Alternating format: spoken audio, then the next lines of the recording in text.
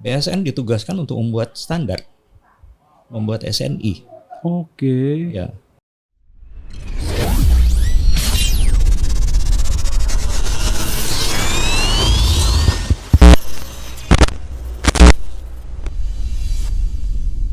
Assalamualaikum warahmatullahi wabarakatuh. Waalaikumsalam warahmatullahi wabarakatuh. Welcome to Print Creative Talk on Air. Nah, kali ini di tahun baru 2025 kita membawa narasumber yang notabene sudah melanglang buana di dunia grafika. Selamat datang Pak Clay Wallah. Selamat bertemu.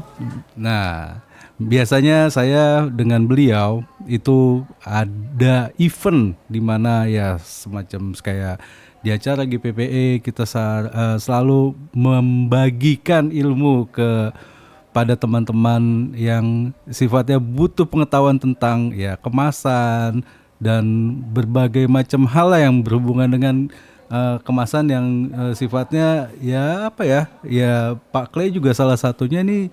Saya lihat di biografinya adalah BSN nih. Nah, nanti kita kulik, dan beliau juga kelihatannya nih jebolan Institut Teknologi Bandung nih. Menarik sekali. Nah, Pak Clay, apa kabar? Kabar baik. Oke. Terima kasih. Pak Clay, bisa ceritakan nggak? Maksudnya biografi pertama Pak Clay sampai saat sekarang ini. Pendidikan apa yang Pak Clay tempuh hingga saat sekarang ini? Kan Pak Clay kan sudah di BSN nih yang saya tahu, terus menggeluti edukasi, ngajar juga gitu. Gimana Pak Clay? Saya sekolahnya teknik mesin. Hah? Teknik mesin? Ya. Jadi kalau ditanya apa hubungannya dengan grafika, ya ada saja. Oke. Karena basic mesin itu kan akhirnya ke mesin grafika juga. Oh ya, oke. Awalnya saya bekerja di cetakan PT Dian Rayat sebagai manajer teknik. Di mana tuh Pak Clay? Pulau Gadung, oke. Ya, Jakarta. Jadi memang awalnya urusin mesin-mesin. Mendapatkan pelatihan di Manroland, di Offenbach, Jerman. Kemudian dapat pelatihan lagi di Komori, di Jepang. Jadi itu semuanya mengenai teknik. Kemudian ditugaskan untuk menangani produksi. Dari situ saya mulai mengenal produksi cetak, sesudah mengenal teknologi mesinnya, kemudian belajar di sektor produksinya, dan pada akhirnya diminta untuk menangani bagian training. Training karyawan. Setelah saya lepas dari sana, kemudian bekerja sendiri sebagai konsultan dan juga banyak membantu percetakan dalam instalasi mesin. Ada mesin-mesin offset lah ya. Mesin offset dan kebanyakan waktu itu mesin web. Setelah Krismon, Indonesia memang sulit sekali membeli mesin yang baru. Jadi ramailah mesin-mesin bekas masuk ke Indonesia. Nah, di saat itu saya dapat rezeki dalam 1 tahun bisa menginstall 20 line mesin offset. Wow. Ya itu ya benar-benar pekerjaan yang berat gitu, karena 20 line itu dari berbagai merek. Jadi kita belajarnya benar habis-habisan. Setiap mesin itu kan lain karakternya.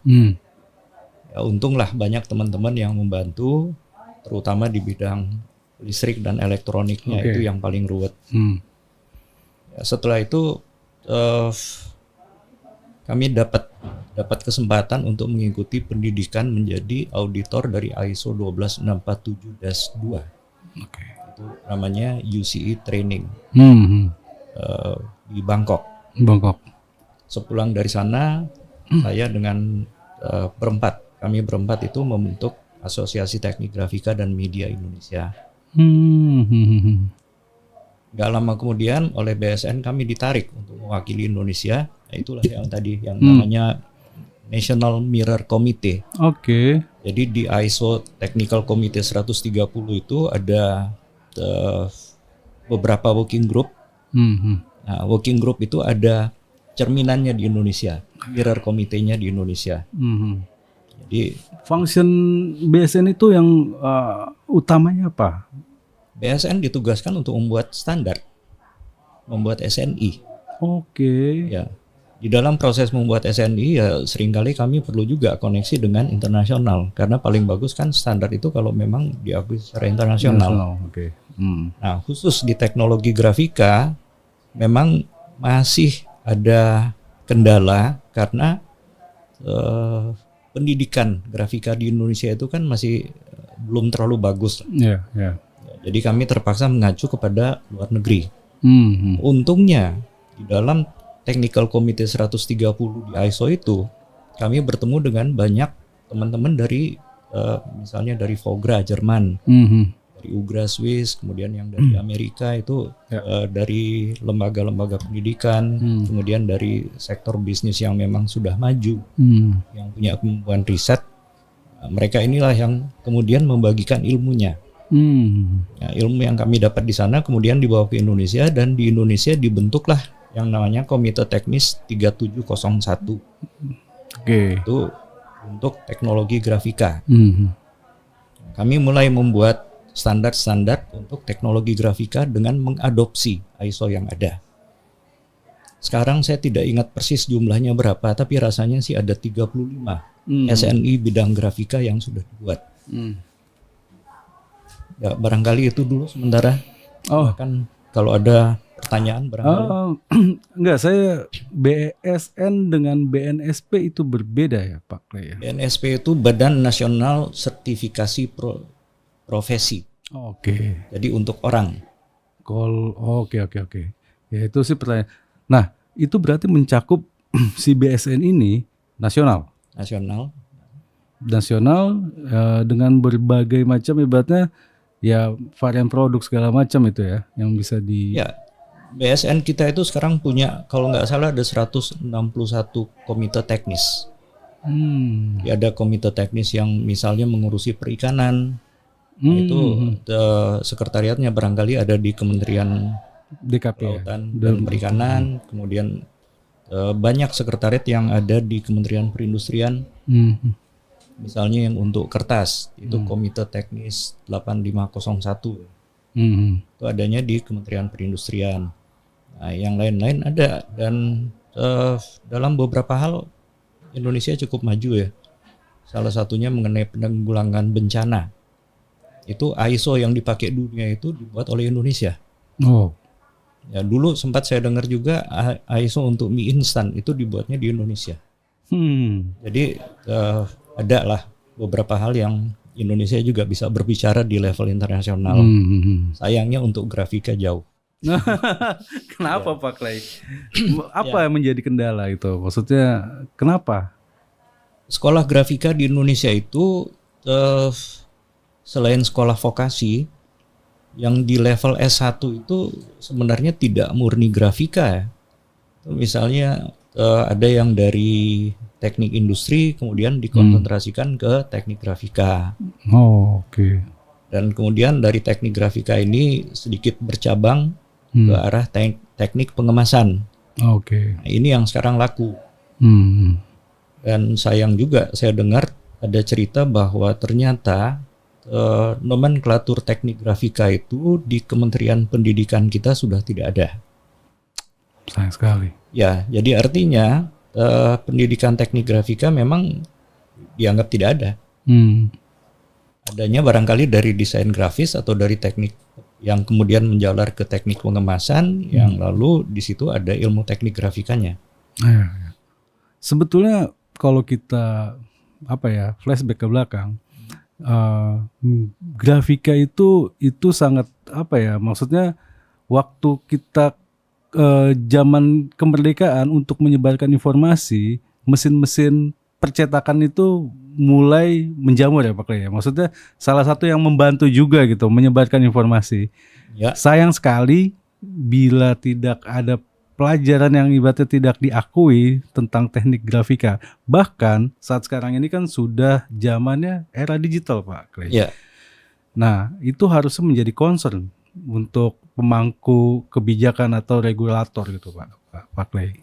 Yang ini mungkin bisa kita buka dan itu akan menjadi ajang diskusi yang mungkin bisa melebar kemana-mana, bisa sangat panjang. Ada satu saat dulu pada saat masih ada kegiatan dari FGD Forum, Forum Grafika Digital dulu ya. Atau yang kemarin yang waktu itu kan ada FGD event apa itu, ada berkaitan dengan itu gak? Beda ya. Itu yang itu FGD yang banyak dikenal orang sekarang itu namanya Focus Group Discussion ya. Oke. Sedangkan FGD Forum itu kan Forum Grafika Digital. Ya. Pada waktu itu saya diminta untuk melakukan survei mengenai ekonomi kreatif. Berapa besar potensi ekonomi kreatif di Indonesia? Nah, kalau ekonomi kreatif itu yang disempitkan di bidang printing, yang ada promotion, packaging, dengan multiplier efeknya, itu prosentasenya mendekati 10% dari GDP Indonesia. Dan itu menurut saya luar biasa. Kira-kira apa yang bisa membuat seperti itu? Mudah-mudahan pada waktu itu kami tidak mengambil angka yang salah ya. Tapi ya saya ingat betul salah satu yang ikut di survei itu di zaman itu kan koran masih banyak. Dan kalau penerbit mencetak koran, berarti penerbitnya kan punya wartawan. Yeah. Wartawan itu ada audiensnya lagi. Yeah. Jadi ada pembacanya. Yeah. Setelah koran itu dicetak, ada agen, loper dan lain-lain, pengasong. Yeah. Nah itu kan artinya untuk distribusinya. Ya masyarakat yang terlibat di situ yang membuat ekonomi ini bergulir itu luar biasa. Ya, makanya angkanya itu bisa mendekati 10%. Sesudah sektor publikasi sepertinya sunset, jadi menurun sekali. Koran-koran yang dulunya besar-besar sekarang tiba-tiba menciut. Ya, udah. Apalagi yang diharapkan dari situ. Kemudian kita mengharapkan ke sektor digital.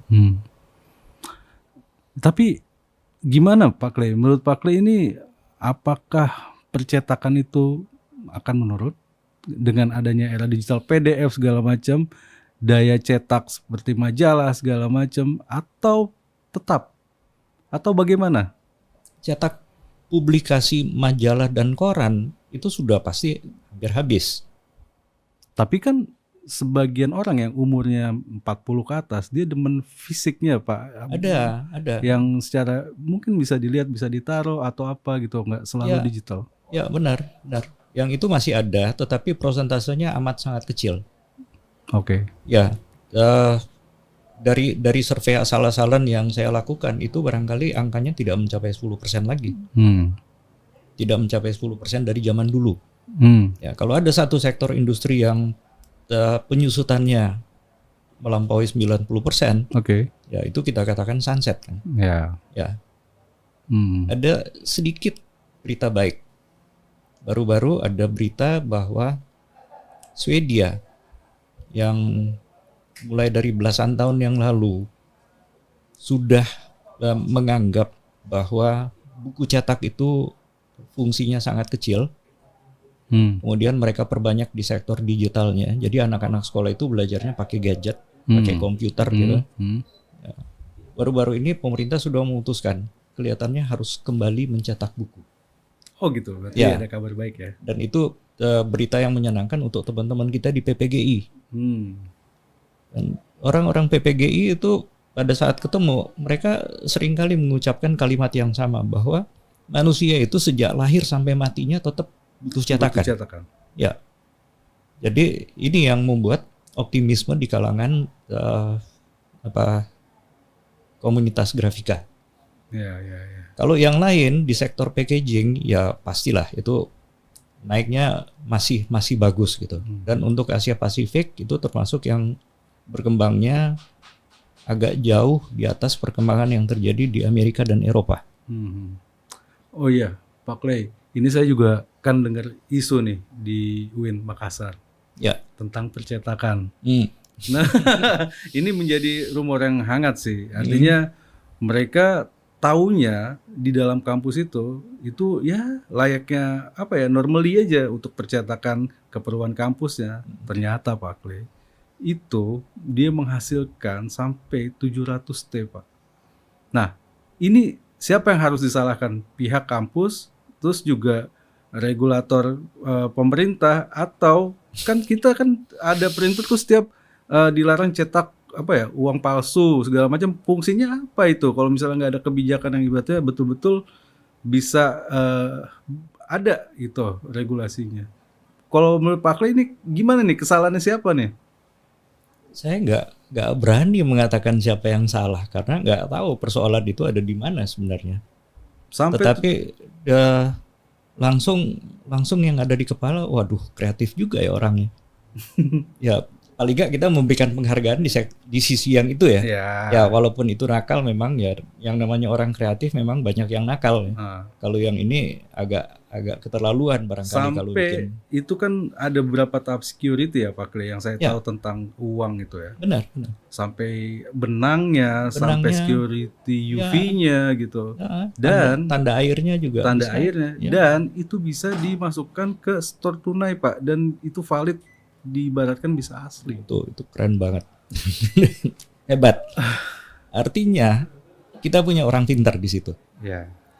Bisa nggak kita manfaatkan ke hal yang positif? Ini mungkin ya banyak pihak yang harus ikut urun rembuk di sini. Apa yang baik kita lakukan dengan orang-orang yang seperti ini?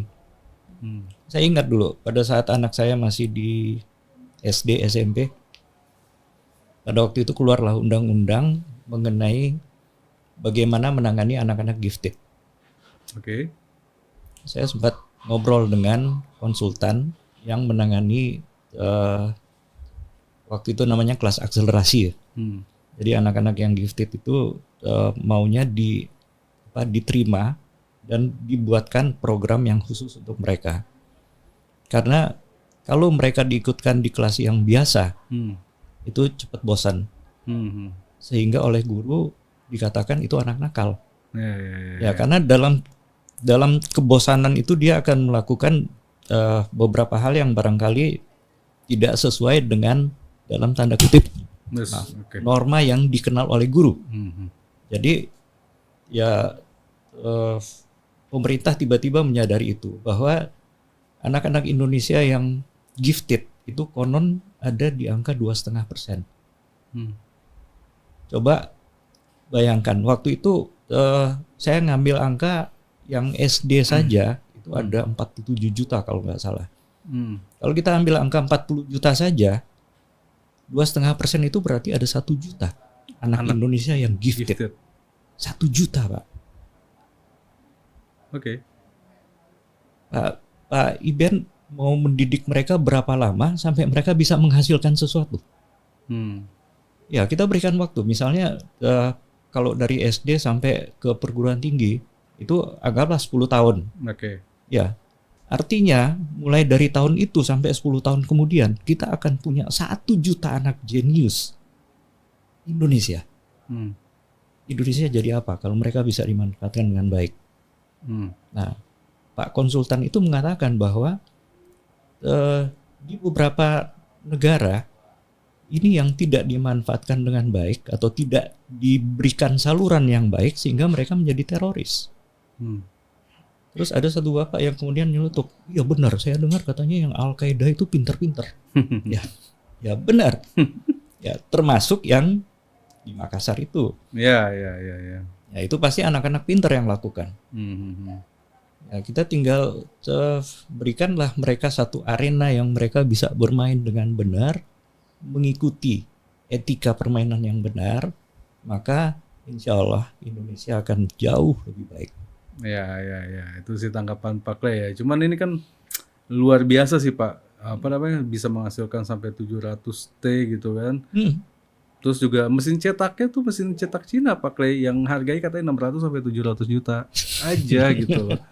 Tapi mungkin dari segi security mungkin ya kita juga nggak suzon gitu. Maksudnya mungkin ada orang dalam yang memberikan ini bahannya sama nih gitu kan. Untuk naik cetaknya pasti ada keterlibatan mungkin. Ini saya sih argumentasi saya. Tapi ya udahlah. Mungkin juga nggak satu Pak. Ya seringkali polisi mengatakan bahwa yang seperti ini seperti puncak gunung es. Puncak gunung es itu hanya 10% dari masalah yang kita hadapi. Itu yang kelihatan, yang tidak kelihatan 90%. Ya nggak tahu. mudah-mudahan tidak seperti itu. Ya karena kalau benar seperti itu kejadiannya, waduh. Oh iya, kemarin juga kan kita kan pemilu kan. Nah Ya. itu teman-teman mungkin dapat proyek untuk cetakannya. Tapi sayang sekali Pak, itu saya lihat rumor, ya bukan rumor sih, emang secara faktanya itu ada surat suara yang ibaratnya sudah dibolongkan. Ya. Ini mungkin kita tidak bisa masuk ke wilayah itu karena wilayah hukum yang di sana ada urusan penyidikan segala macam. Ada beberapa hal yang barangkali bisa ditolong dengan data ilmiah yang benar. Ya. Nah, di situ kita bisa sedikit berperan. Tetapi untuk hal-hal yang lain, misalnya yang terkait dengan motivasinya atau terkait dengan pencarian orang-orangnya, ya enggak. Tapi teman-teman PPGI banyak dapat proyek itu. Proyek maksudnya surat suara. Surat suara ya itu umumnya teman-teman PPGI memang kan. Oh ya. Ya walaupun kalau dulu yang saya tahu PPGI itu sangat berperan karena mereka terwakili di Kadin. Dan pemerintah mewajibkan bahwa yang bisa mendapatkan order dari Kementerian Pendidikan itu yang memang anggota PPGI. Anggota PPGI. Ya. Oke. Nah, di zaman itu PPGI masih punya kekuatan. Apakah sekarang masih seperti itu? Rasanya enggak ya. Tetapi teman-teman PPGI masih lumayan kompak. Jadi mereka masih banyak berbicara mengenai proyek-proyek ini dan salah satunya dorongan kepada pemerintah supaya buku yang dicetak itu lebih banyak. Karena memang barangkali terutama dengan pembelajaran dari Swedia ini ya kita mestinya bisa melihat bahwa anak-anak yang belajar dengan gadget itu kelihatannya sih hasilnya mungkin tidak terlalu baik.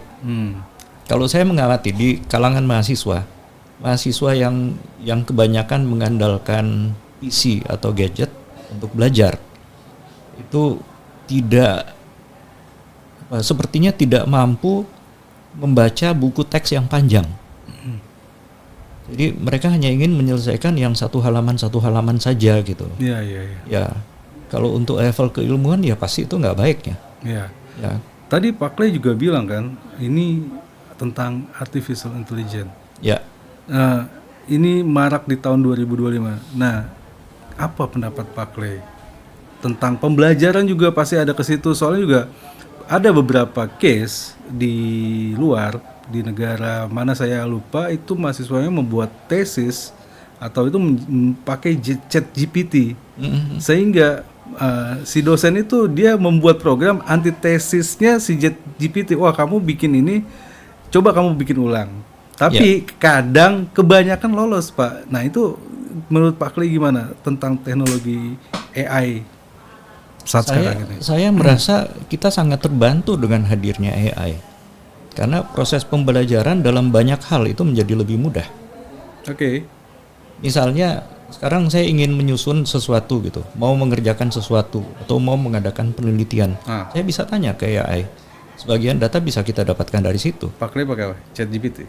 Ada DeepSeek? Pernah ChatGPT, kebanyakan karena saya pakai yang dari Windows. Jadi pakainya Copilot. Oke. Ya. Tapi kadang-kadang coba yang lain juga gitu. Dan ya kelihatannya oke, tetapi jangan sampai kita tidak kritis mengamati itu. Misalnya saya sebagai dosen, pada saat mahasiswa membuat satu tulisan dan saya curiga bahwa itu dia ngambilnya dari AI, maka saya ajak ngobrol. Ya ditanya-tanyalah sedikit. Kalau misalnya itu betul berasal dari dia, pasti sumber-sumbernya dia bisa sebutkan dengan mudah. Ya. Kebanyakan sulit menyebutkan itu. Jadi ya bisa ditebak dari mana. Ya mungkin kita harus waspadai yang begininya. Kalau kita bisa waspadai benar, saya yakin AI itu manfaatnya sangat besar. Walaupun memang ya selalu kan ada perimbangan manfaat dan mudarat. Jadi tadi pagi rasanya saya baru baca ada satu statement dari Bill Gates yang mengatakan bahwa ternyata hal-hal yang bisa dikerjakan oleh AI yang menggantikan pekerjaan manusia itu jauh lebih banyak dari yang sudah kita duga. Dan akselerasi dari AI itu sekarang oleh Pak Bill Gates dibilang sangat luar biasa. Jadi sekarang itu akselerasinya luar biasa sekali, tiba-tiba masuk ke bidang-bidang yang sebelumnya tidak kita duga. Ya, oke, itu waspadai saja. Dan saya senang dengar cerita bahwa di Hari Pers Nasional Dewan Pers mengeluarkan satu aturan mengenai AI untuk wartawan. Hanya saya belum baca aturannya seperti apa. Barangkali ini menggugah DPR kita juga untuk mulai berbicara mengenai AI. Apa yang perlu diatur? Oke. Soalnya memang dampaknya pasti akan besar, Pak Clay. Ya, dampaknya apa yang saya bilang ya dia bisa membuat suatu berita hoax. Ataupun ya ibaratnya yang harusnya diterima informasinya itu bisa jadi bias. Nah, itu mesti memang ada aturan seperti itu. Harus diwaspadai, benar. Harus dibuatkan aturannya. Karena si AI ini enggak jadi gini, kalau pandangan saya, pekerjaan yang akan dilakukan berulang-ulang itu akan digantikan dengan ya robot atau AI gitu. Kayak misalnya ya pengacara pasal apa segala macam, mereka punya database yang banyak gitu kan. Customer service, pertanyaan yang dilakukan berulang-ulang, mereka sudah nyimpen gitu. Jadi kayak NLP, natural language ya, si manusia, mereka bisa mengerti, oh poinnya ini, dia keluarkan data itu, poin B keluarin data itu. Jadi itu sangat memungkinkan, itu akselerasinya pasti akan di 2025 ini akan terlihat, Pak Clay. Kalau menurut saya kayak semacam UMKM sudah menggunakan teknologi itu dengan CS customer service.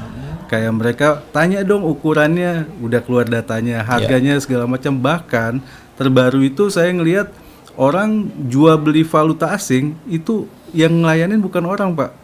Jadi dia fotoin uangnya, ini kursnya berapa, sekian, nominalnya secara fisiknya kelihatan, ditransfer. Dan itu udah nggak ada melalui proses manusia, tapi berjalan gitu loh. Itu sangat luar biasa. Ya, sekarang saya jadi kepengen balik bertanya gitu. Apa dari AI yang digunakan oleh masyarakat grafika? Kalau dari segi technical digital printing itu sudah ada, Pak. Masalah tentang position, kita bicara UV printing flatbed. Nah, China itu sudah mengadopsi ibaratnya bilang AI lah. Jadi kita taruh dimanapun, itu image-nya udah pasti di print di area yang dimanapun, random gitu. Kalau dulu kita harus bikin molding dulu, Pak. Molding, kita print, kita taruh 1, 2, 3 dan sebagainya di posisi yang terhadap molding tersebut. Tapi dengan teknologi AI, kayak misalnya ketinggian atau misalnya beda-beda gambar, posisi berbeda, dia bisa mendetek di mana dia mesti harus print. Nah, itu di teknologi digital printing. Kalau untuk grafika di bidang offset, mungkin harus berpikir mungkin masalah registrasi yang ibaratnya mesti valid segala macam. Nah, mungkin bisa diaplikasikan ke situ kalau menurut saya. Sempat ada satu diskusi pada waktu itu di BSN juga dikatakan bahwa dalam teknologi grafika kita harus manfaatkan itu. Misalnya bagaimana menyetel mesin. Saya bilang kalau bagaimana menyetel mesin itu sudah dari akhir 80-an kita pakai. Ya, karena plat cetak untuk offset itu kan di scan. Hasil scanning itu menentukan penyetelan ink zone. Ink zone, jadi zona tinta di dalam penintaannya mesin itu di setel berdasarkan image yang di scan. Nah, kemudian belakangan ternyata itu tidak perlu di scan lagi, karena dari data, misalnya kalau kita menyusunnya pakai Adobe Illustrator, gitu data PDF-nya kita kirimkan, itu si mesin sudah langsung mengetahui zona yang ini tintanya berapa gitu. Artinya tanpa sadar customer yang menentukan penyetelan mesin yang terjadi di percetakan. Nah, ini yang dikatakan akhirnya Ya, sekarang operator bodoh juga nggak apa-apa katanya. Operator nggak punya ilmu juga nggak apa-apa. Nah, ini yang di sini yang kita harus berhati-hati. Karena kalau dikatakan bahwa ada artificial intelligence yang membantu pekerjaan kita, apakah kita kemudian melepaskan bahwa biarkanlah dia yang bekerja, kita nggak perlu tahu apa-apa? Ya, nggak begitu kan? Ya, jadi pemahaman terhadap the nature of the job itu tetap harus ada. Ya. Jadi kita harus tetap memahami pekerjaan kita, dan in case satu saat misalnya dianya ngambeknya itu mungkin pas koneksinya lagi jelek atau apa, kita nggak bisa dapat data di situ, kita masih mampu melakukan tugas-tugas kita di mesin. Ya. Jadi kalau misalnya ilmu teknik grafika ini tidak dipakai atau tidak dipelajari dengan baik, ya sedih juga.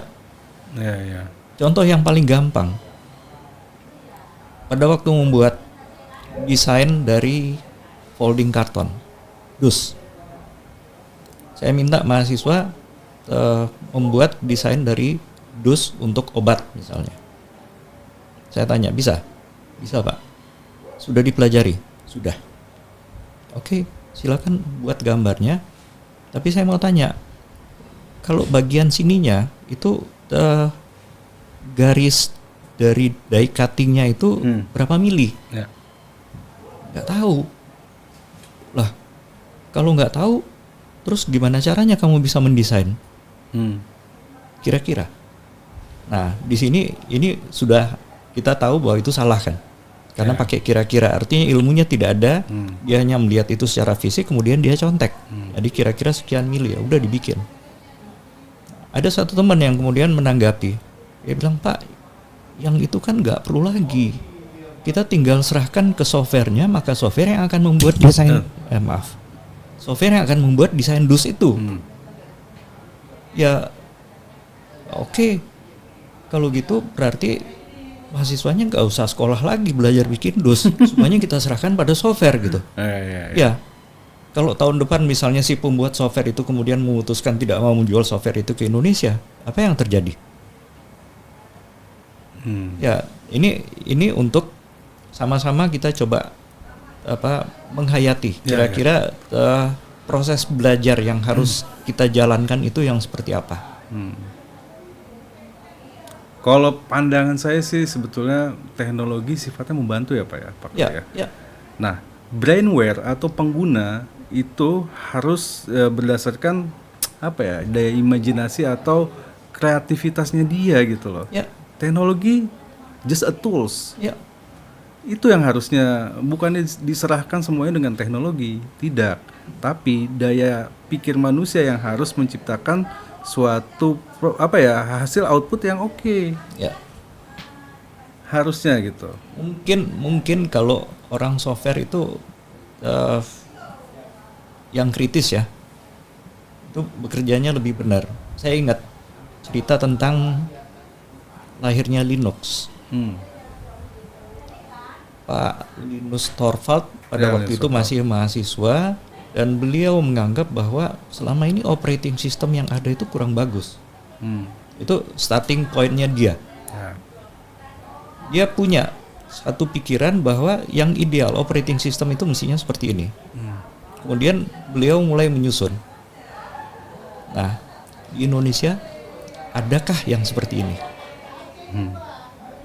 Kalau misalnya dikatakan bahwa software yang membuat dus itu ini ada kelemahannya, nah itu saya nunggu yang dari Makassar itu nanti. Mestinya starting pointnya di situ juga gitu. Dia mesti ngomong bahwa ini yang bikin dus nggak benar, atau yang bikin uang ini nggak benar. Kita mesti ngasih tahu ke Bank Indonesia, ke Peruri bahwa kalau bikin uang itu yang benarnya seperti ini. Ya, berarti kan ini ada nilai security yang ibaratnya memang not secure Pak, yang mereka sudah harus update. Ya. Sebenarnya maksudnya mungkin polanya itu ya, mungkin security layernya 1 sampai 9. Oke. Nggak ada ibaratnya mereka pengetahuan itu ya udah tersebar, who knows. Kalau kita menggunakan aplikasi perbankan itu selalu nasihatnya gantilah password paling lambat setiap 6 bulan gitu. Ya. Password itu kan pengamanan kan? Iya. Ya. Apakah uang dengan menggunakan benang pengaman itu masih aman sekarang? Ya barangkali jawabannya tidak lagi. Jadi harus cari lagi faktor keamanan yang lain. Apa ya, kita belum tahu. Oke, Pak Clay, mungkin sementara itu aja. Ya. Untuk pertemuan kita, saya berharap nanti bisa dapat update lagi seputar grafika. Mungkin nanti Pak Clay kita undang di PCT next part lagi. Oke. Terima kasih Pak Clay atas kedatangan di PCT. Terima kasih kembali. Assalamualaikum warahmatullahi wabarakatuh. Waalaikumsalam warahmatullahi wabarakatuh.